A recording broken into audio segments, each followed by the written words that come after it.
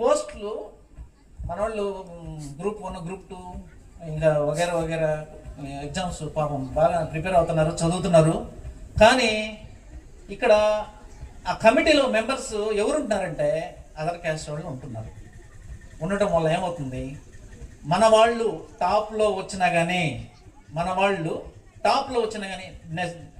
నేను చెప్పేది SC ST BC టాప్లో వచ్చినా కానీ ఆ పోస్టు మన వాళ్ళకి అందట్లేదు. ఎందుకంటే టాప్లో వచ్చిన వాళ్ళకి జనరల్ కేటగిరీలో వచ్చేస్తున్నారు.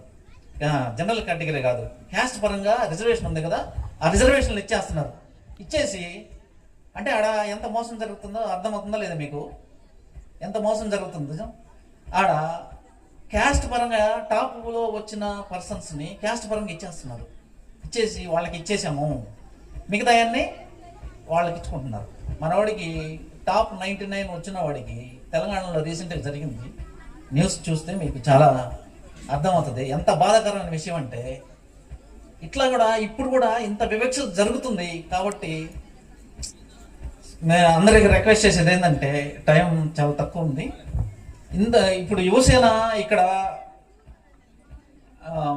ఇంత మీటింగ్ అరేంజ్ చేయడం కానీ వాళ్ళు గతంకి ఇప్పటికి చాలా తేడా ఉంది. మన సందాల కోసము వెళ్ళినప్పుడు డబ్బులు ఇవ్వకపోవడము, ఇవ్వటము అట్లా చేసి ఇప్పుడు అంతా చాలా డెవలప్ అయింది, చాలా డెవలప్ అయింది. అందరూ ఫోన్పే కొట్టడం కానీ ఇట్లా చేస్తున్నారు. దీని అందరూ కారణం యూనిటీ. అందరం కలిసికట్టుగా ఈరోజు ఇంత ప్రోగ్రామ్ని సక్సెస్ఫుల్గా చేసామంటే ఆ యూనిటీ యువసేన సాధించింది. అసలు ఎంత సక్సెస్ అంటే గ్రాండ్ సక్సెస్. ఇప్పుడు దగ్గర 2 సంవత్సరాలను చూస్తున్నాము. సంక్రాంతి పండగ కానీ, ఏప్రిల్ 14 కానీ, మన పండగ, అందరి పండుగ, ఇవన్నీ కానీ సక్సెస్ అవటం కానీ ప్రోగ్రామ్స్ అసలు ఎంత సక్సెస్ అంటే గ్రాండ్ సక్సెస్. కానీ నాది మీరు టయానికి రారు, ఇలా డ్యాన్స్ ప్రోగ్రామ్ పెడితేనే వచ్చేటట్టుంటే ఇంకా మళ్ళీ మార్పులు రావు. చెప్తున్నా కదా, డ్యాన్స్ ప్రోగ్రామ్ పెడితేనే కానీ ఇద్దరు డ్యాన్స్ చేస్తే వస్తున్నారు, లేకపోతే రారు. ఈ పద్ధతులన్నీ మనం మారాలి.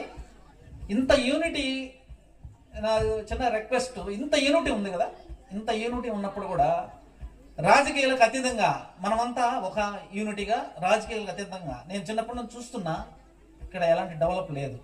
సరే నేనైతే ఎంప్లాయ్ కాబట్టి బయటకు వెళ్ళిపోయాను దూరంగా. ఇక్కడ ఉన్న లోకల్గా ఉన్న పీపుల్ కూడా వెళ్ళిపోతున్నారు. పిల్లలు చదువులకని ఇక్కడ ఒక డిగ్రీ కాలేజ్ లేదు, ఒక ఇంటర్మీడియట్ కాలేజ్ లేదు, ఒక మంచి స్కూల్ లేదు, ఎక్కడికో వెళ్ళిపోతున్నారు. దయచేసి ఇదే యూనిటీ కొనసాగిస్తే ఆ ఎమ్మెల్యేని ఎంపీని మనం పోయి రిక్వెస్ట్ చేసుకుంటే గ్రామ ప్రజలు అందరూ కలిసి ఉమ్మడిగా వాళ్ళు వెళ్ళి అడిగితే ఇస్తారు. ఇంతమంది ప్రజలు వచ్చారంటే అది తమాషా కాదు. వాళ్ళు కూడా అర్థం చేసుకుంటారు, కనీసం వీళ్ళకి ఫెసిలిటీ ఏం లేదని, డెవలప్మెంట్ లేదు, రోడ్లు సరిగ్గా లేవు, లైట్లు లేవు, మంచినీళ్ళు లేవు, ఉప్పు నీళ్ళు లేడా. కాబట్టి నేను చెప్పేది ఒకటే, మీ అందరూ రిక్వెస్ట్ చేస్తున్నా, అందరు కలిసి యూనిటీగా వెళ్తే ఏదైనా సాధించవచ్చు.